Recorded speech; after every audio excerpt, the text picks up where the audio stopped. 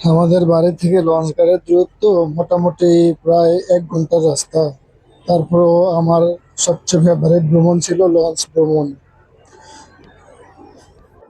কিন্তু এই যে এটা হচ্ছে আমাদের গ্রাম, এবং আমাদের গ্রামের বা মানে আমার গ্রাম না, আমার বাড়ির একদম পার্শ্ববর্তী একটি জায়গা, যেখানে গাছপালা, বন জঙ্গল মিলেমিশে একাকার।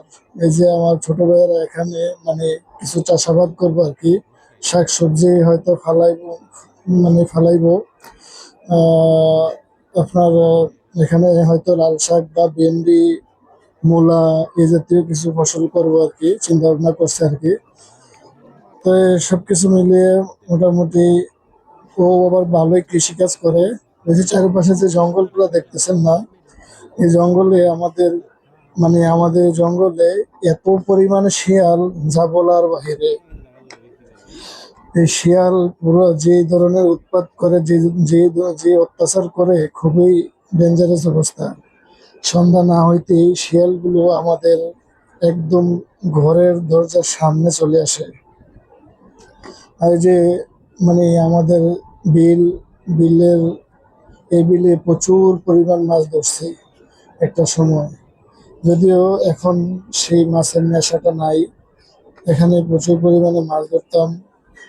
আর এই যে এই মাছ ধইরা, এই মাছ ধরতে গিয়া কত দুষ্টামি, কত ধরনের কথাবার্তা আমরা বলছি এখানে। সত্যি এই জিনিসগুলো এখন মিস করি আসলে। এবং এটা হচ্ছে আমাদের বাড়ি থেকে মেন রোডে যাওয়ার জন্য রাস্তা। হঠাৎ করে আমরা যখন রাস্তা দিয়ে যাইতেছিলাম, হঠাৎ করে দেখা হলো একটা গুই সাপের সাথে।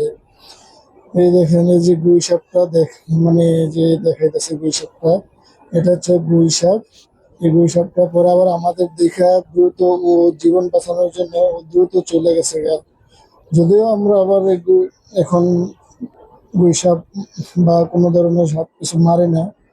আগে একটা সময় বহুত মারছিলাম।